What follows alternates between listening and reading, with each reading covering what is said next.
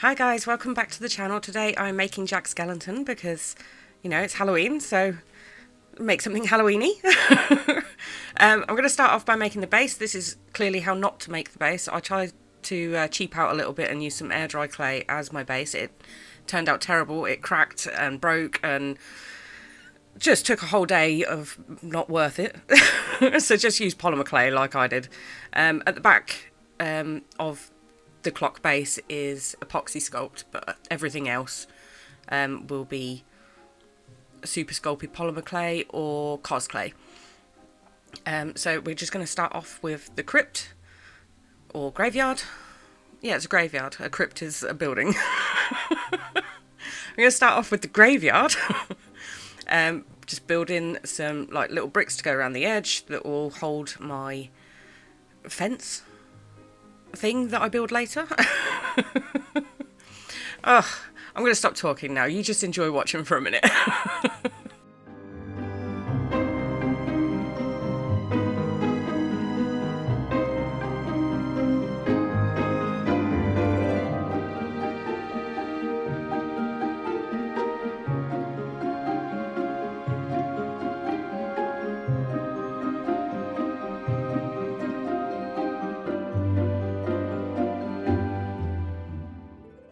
I wanted to make some like actual glowing pumpkins as part of my diorama, so I just made like these tea light shaped mausoleum-y style pillars, and then I made some donuts that I am going to make look like rocks. And then eventually I will make some pumpkins to sit on top of them. I'm doing that just by rolling up some balls of foil, and then I'm going to use my Cos Clay. I don't think that my Cos Clay is all weird and wonderful. It's just two colours mixed together, just so you know. Literally going to sculpt the pumpkins, leave a hole at the bottom, and then, you know, carve the pumpkin the same as you would an actual pumpkin down to the foil, bake them, and then pull all the foil out. So I have a nice hollowed out pumpkin to sit on top of my mausoleum pedestal thingy-mabobs.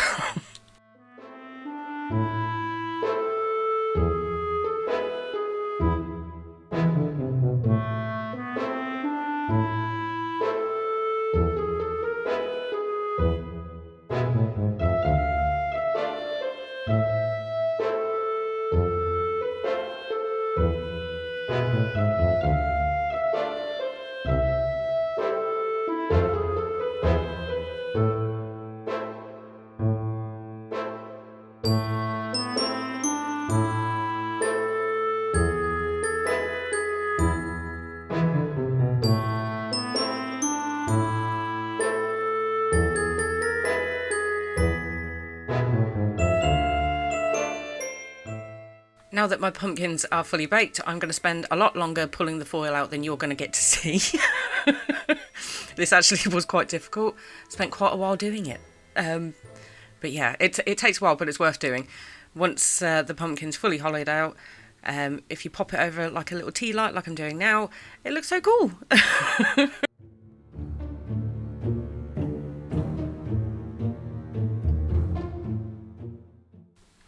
This will be the base for my clock. It's literally put together with a couple of old bed slats and a bit of wood that I had lying around the house.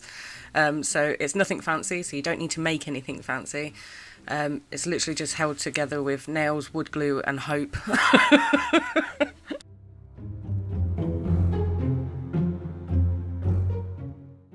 This is Jack's armature. It's literally just two equal lengths of whatever gauge wire I'm using, I don't know, and some floral wire holding it together in the middle.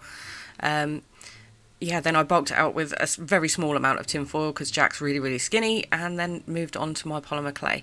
If you see me using like this peachy coloured polymer clay, that's the super sculpey. If I'm using the brown, that's Cos Clay. I decided to use Cos Clay for arms and legs because well, one, he's quite gangly, so I'm likely to knock him about a bit. And two, it stays kind of nice and bendy when it's baked, like it is now, so that I can move him if I feel like I need to at any point in the sculpting process. Obviously, you can't move him loads and loads. He's not going to bend completely backwards without breaking, but you know, it's really good for people like me that are a little bit disastrous where it comes to breaking stuff.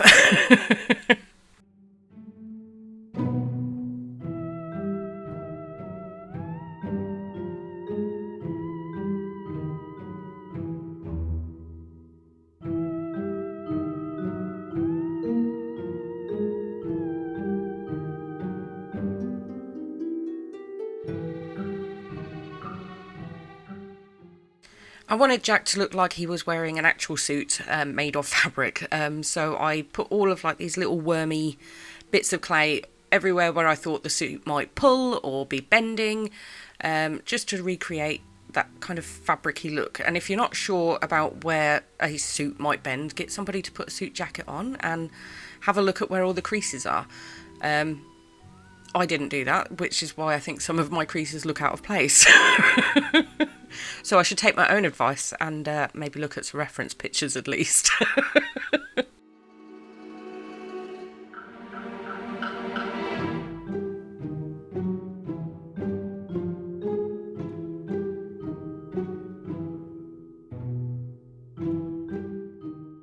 To create the front of Jack's jacket, I'm literally just run a small piece of clay through my pasta machine, wrapping it round the front of his torso and then just blending the top side into where his jacket is.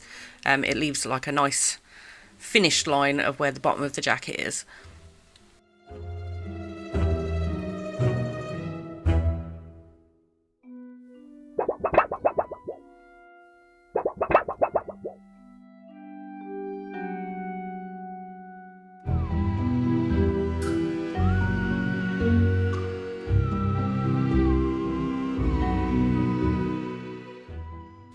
After baking Jack's body again, it was time to move on to his face. I literally just screwed up another small ball of foil, wrapped a half decent amount of clay over it because I knew that I needed to gouge some eyes out, and then just attached it to the cocktail stick that I had for his neck.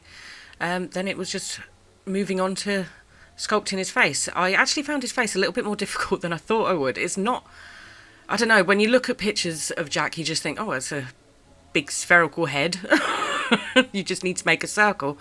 But if you want to create expression on Jack, you need to change the way his face looks, because I've noticed that in a lot of the references he has, if for instance doing his scary face, his entire face shape changes. It's not just a ball, it can be a giant triangle if he's doing his big scary face.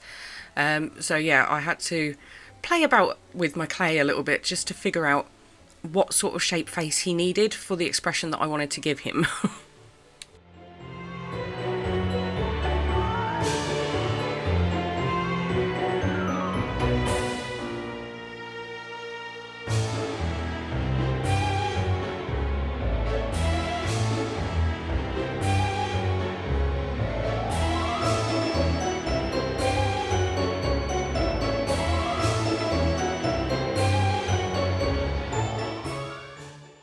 Now that my Jack has a face, it's time to finish the bottom of his jacket. The tails on his jacket are like really ripped and torn because, well, he's dead. I don't expect him to be wearing no prize suit anymore. So I'm just using my Cos Clay, mainly because the Cos Clay will stay reasonably bendy so that I can get some paint behind it. If I'd done it out of Super Sculpey, it would have stayed really rigid and then would have been very difficult to paint later.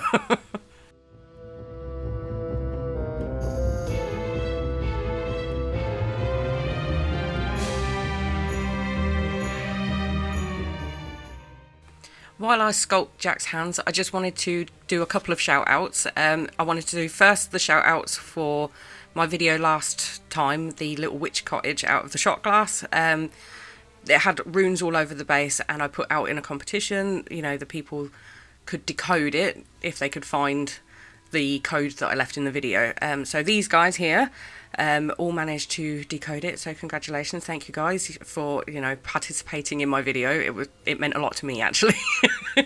So thank you and well done for finding the hidden code, or just being great at reading runes, whatever it was. And I also wanted to do a shout out to Rebecca Wright. also known as Raven Hollow Treasures. She has done some fantastic work. She recreated a couple of my pieces, so here they are. I wanted to show you them all.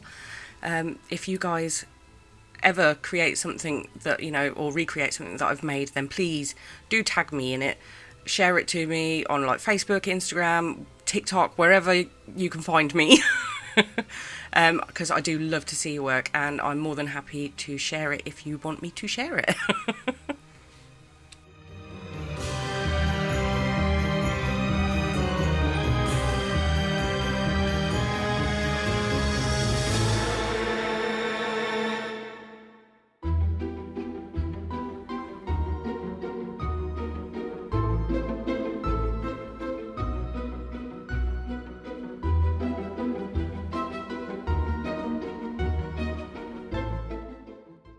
After finishing sculpting Jack's comically large bow tie, because it really is massive, I just attached it using a little bit of bacon bond that'll hold it there during the baking process.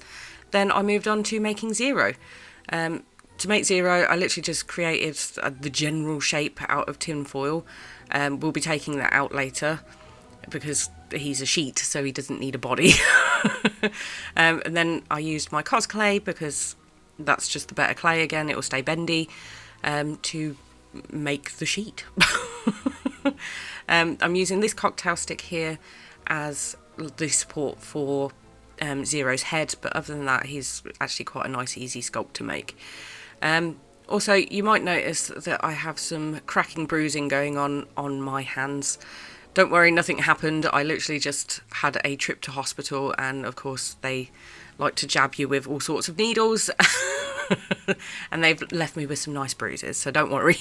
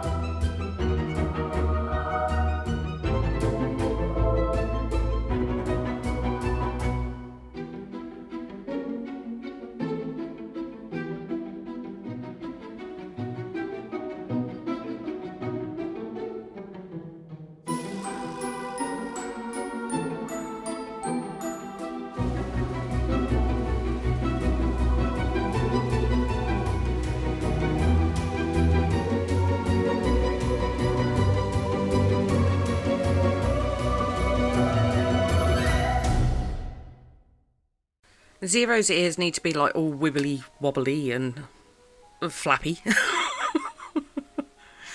So they need a little bit of support. I added a little bit of floral wire in each ear just to hold it up during the baking process more than anything, because I don't want them to like flop down from the heat of the oven. So yeah, for his ears, if you're going to make them, add a little bit of armature wire in both of them just to give them a little bit of support.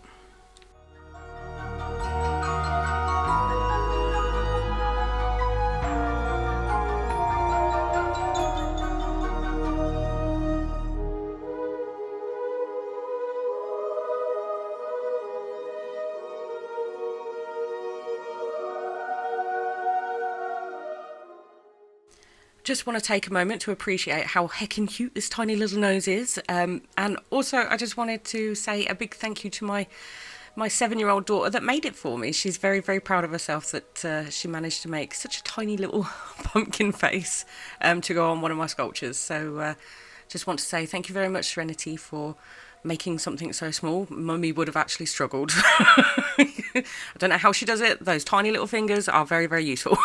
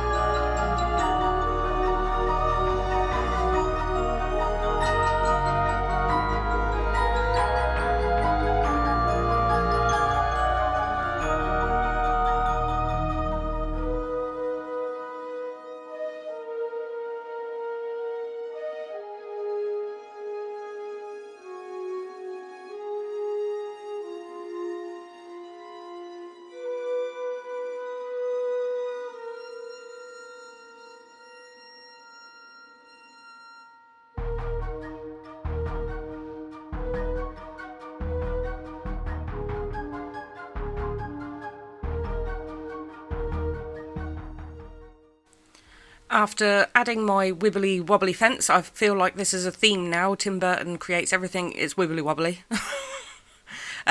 My fence is literally just made up of armature wire and floral wire, really. It was finally time to bake everything. So I put it all in the oven together for one last bake, and then it was time to move on to painting.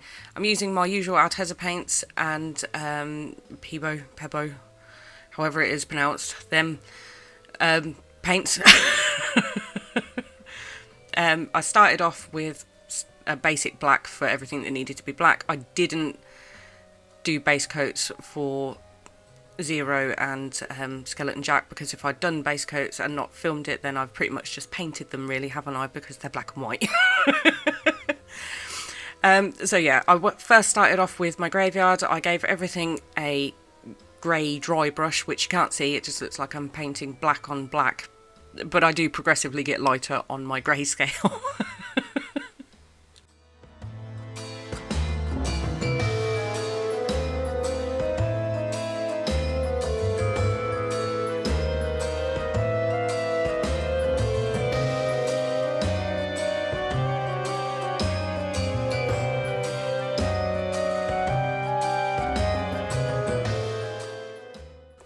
I didn't want everything to be like full on black and white or grayscale, so I just dry brushed a little bit of a dark blue just to highlight some of the tops of the hills.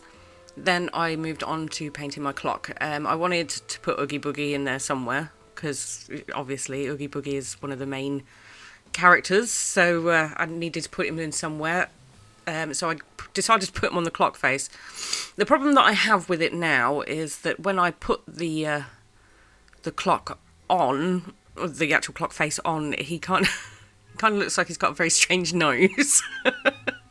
So I might at some point change his face over to like the Halloween pumpkin door instead of him, just because he does look a little odd with a ticking nose.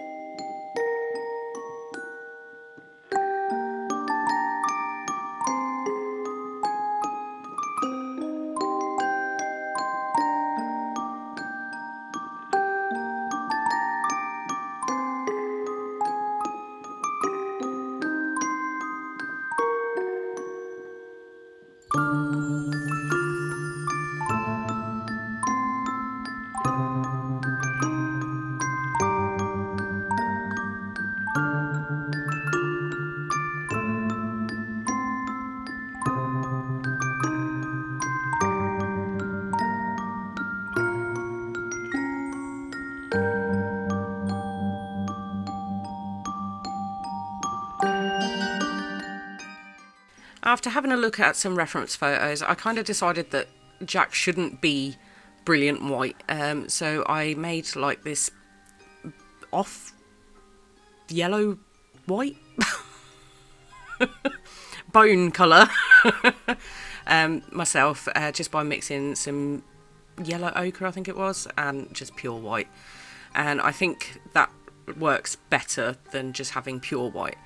Also, when you're doing like the painting stage of all of these tiny little teethy bits, don't panic if you get black on the white. You literally can just touch it up later, because I had to. There is no way I could paint into those tiny little crevices without having like the teeny tiniest brushes, which I don't have, so just tidy it up later like I had to.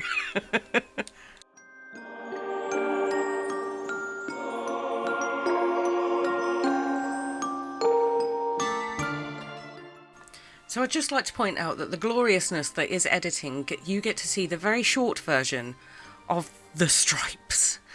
I, on the other hand, did not. I literally started these stripes at 9 o'clock in the morning, and I finished doing all of the stripes at 5 o'clock in the afternoon. Don't get me wrong, I did take a few breaks in between, but yeah, they took a long time. So if you're going to make a skeleton jack, just you're going to have some patience. I had to have patience like no other. So yeah, the stripes. I started getting stripe vision at one point.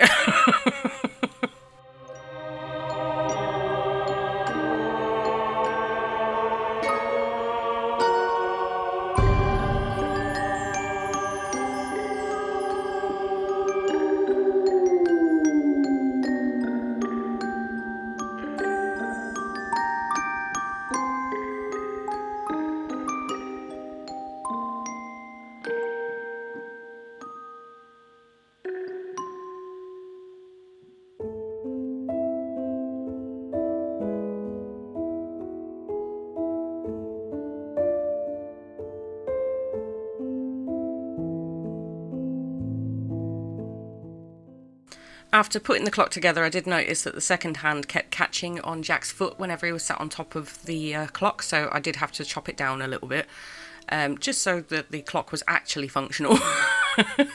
But yeah, then after that it was just a case of like gluing everything down and testing that everything was working, and that was it. The sculpture was done. So I guess I will say thank you very much, guys, for making it this far, because like this was a reasonably long video. I really do hope that you've enjoyed watching. If you're new here, then please do take a minute to subscribe. Love a new subscriber. Welcome to the channel. You clearly need to subscribe. You've made it this far. And yeah, I guess I'll catch you in the next one, guys. I'll see you later. Bye.